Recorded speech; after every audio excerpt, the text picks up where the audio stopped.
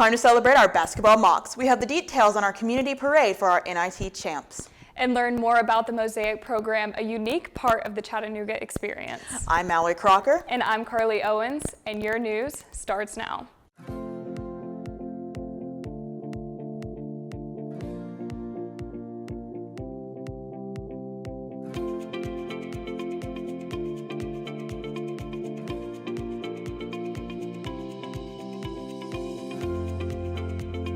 Let's celebrate the Mocs and their historic win at the National Invitational Tournament. The date is Thursday, April 17th. The parade will start at 6 p.m. Team members will gather at the staging area at a parking lot next to First Baptist Church at East 8th and Mabel. Organizers are asking supporters to line MLK Boulevard from the Houston Street intersection into downtown Chattanooga.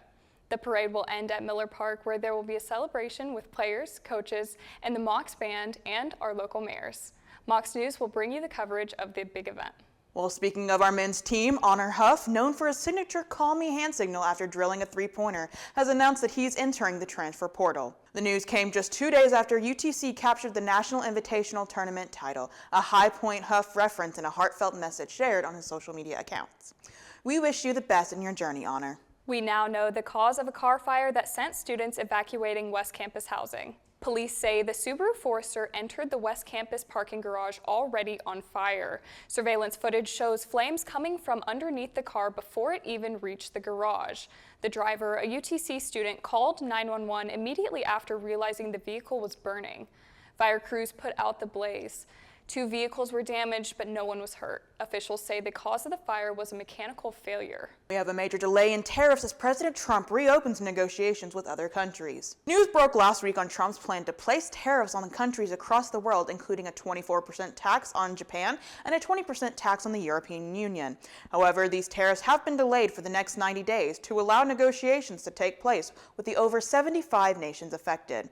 For the time being, a 10% baseline tariff has been established. As for China, the White House has clarified that a 145% tariff will be placed on the country in response to the ongoing trade war. These rapid tariff decisions have made a sizable impact on the stock market as we continue to see it rise and fall with each new update. Days of unrelenting downpours swelled rivers to near record levels across Kentucky on Monday. This downpour submerged neighborhoods and threatened a famed bourbon distillery in the state capital. Rivers posed the latest threat from the storms that have killed at least 23 people since last week. The storm doused the region with heavy rain and spawned destructive tornadoes. Chattanooga is now the first national park city in North America. The recognition comes from the National Park City Foundation, honoring Chattanooga's commitment to nature, green spaces, and outdoor living. Over 5,600 residents supported the effort, and city leaders say it's part of a bigger vision to make Chattanooga a city in a park. In our latest edition of Checking In with Charles, we found out more about the Campus Mosaic program. Here's Charles with the details. How's it going, Mocs? I'm Charles Kemp, and this is Checking In with Charles. UTC is doing big things, especially when it comes to the Mosaic program. UT President Randy Boyd came to check it out. Here's how it went. We're here at UT Chattanooga learning about the amazing Mosaic program. We have some of our students.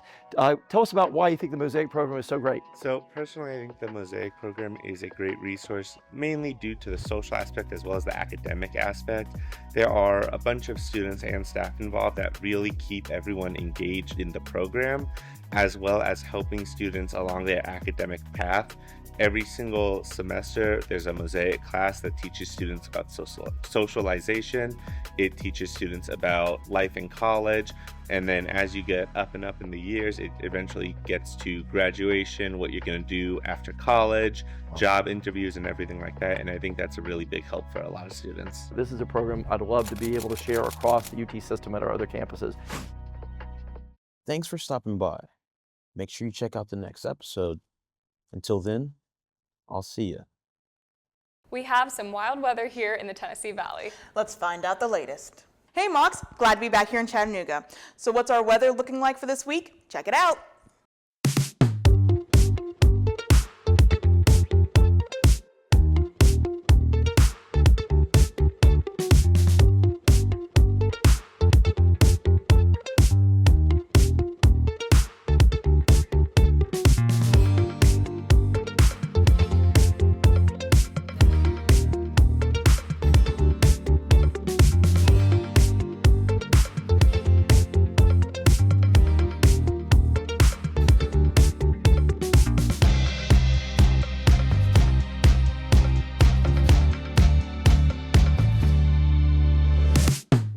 we have some more news in basketball.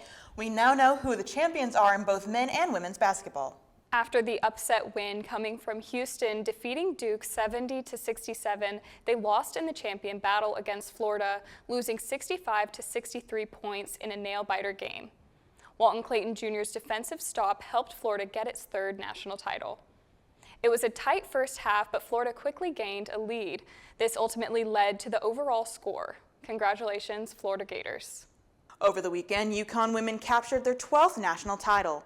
AZ Fudd and Sarah Strong led the way as UConn returned to the top of women's college basketball by rolling to an 82-59 victory over defending champion South Carolina on Sunday. That's this edition of Mocs News. Thanks for joining us. Be sure to keep up with us on our Facebook page. We are also on X and YouTube. Have a great weekend.